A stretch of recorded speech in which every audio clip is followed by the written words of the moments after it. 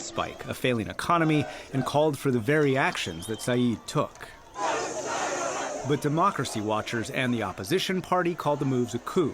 Supporters of the moderate Islamist party that holds the most parliament seats clash with the president's supporters. The decisions by President Kais Saied are not correct, against the Constitution and reality.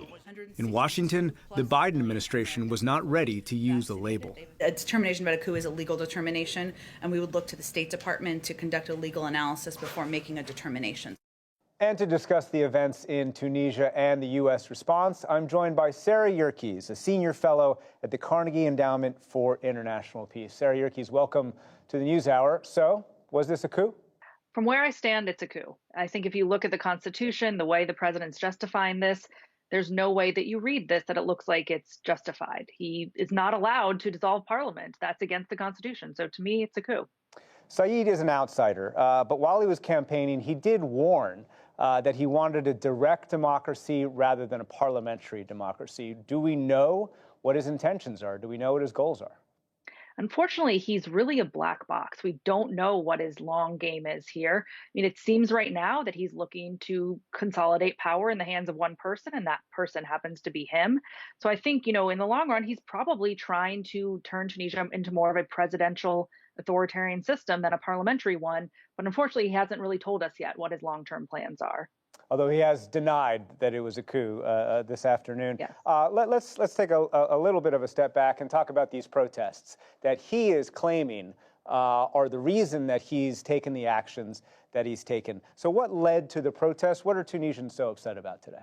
Tunisia, unfortunately, is undergoing multiple crises at the same time. And the biggest one right now is the pandemic. They are having their worst COVID numbers of the entire pandemic as we speak. And people are understandably very frustrated, very angry. The health system's collapsing. So people took to the streets this last time over the failure of the government to adequately address the pandemic. They're also facing tremendous economic challenges. And so people are just really frustrated and fed up with this government. And obviously, we've seen cuts to subsidies of food and fuel recently, but also fundamental political infighting, right? Absolutely. From the get-go, the president and the prime minister have really been at odds with each other. Even though the president handpicked the prime minister, they have just been fighting with each other. They've been publicly undermining each other, publicly speaking out against each other from the beginning. So when this opportunity came for the president to unseat the prime minister, to remove him, he seized on it. Tunisia was, of course, the only success story in the Arab Spring, a largely nonviolent removal of a leader, the establishment of a democracy. What do these events say about democracy in Tunisia 10 years later? So I don't want to yet put sort of democracy in a coffin. I think, Tunisia's democracy still has a fighting chance.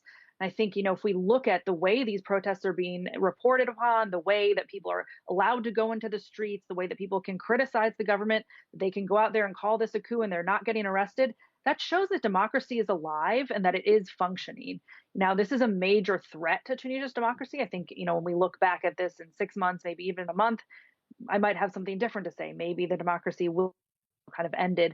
But for now, I do think that we should still consider that democracy is alive and we need to protect it. The United States, Europe, other democracies need to stand up and protect Tunisia's democracy while it is still alive. So you just said what the U.S. and Europe should do. Today, the U.S. spoke with senior Tunisian government officials, released a statement saying that no one should, quote, stifle democratic discourse or take any actions that lead to violence. What should the U.S. do? I think the U.S. should be out there making much bolder statements and, frankly, calling this a coup, as I think it is. I mean, that needs to go through the correct legal channels. But frankly, I think that, what we're seeing is that the United States is kind of biding its time. They're in a wait and see mode. They're not being forceful in condemning the actions that President Saeed has taken. And I think that that's a missed opportunity for this administration. I want to switch gears to Iraq today. The Iraqi Prime Minister, Mustafa al-Kadhimi, was in the White House with President Joe Biden. President Biden announced the end of U.S. combat mission in Iraq, but American troops have not been fighting combat in Iraq. They've been advising and assisting. Why is it important for the U.S. to make this statement politically to help the Iraqi Prime Minister? Look, I think, first of all, this fits into Biden's greater worldview and that he's trying to get the United States out of the Middle East. But domestically, for the Iraqis and for Kadhimi, I think this is helpful to him. This helps show him the United States is no longer this kind of shadow hanging over them. He's facing all sorts of pressure to get the United States out. And so I think this is little bit of a gift that Biden is giving Khatami in order to help him achieve his own domestic goals. Sarah Yerkes, thank you very much. Thank you.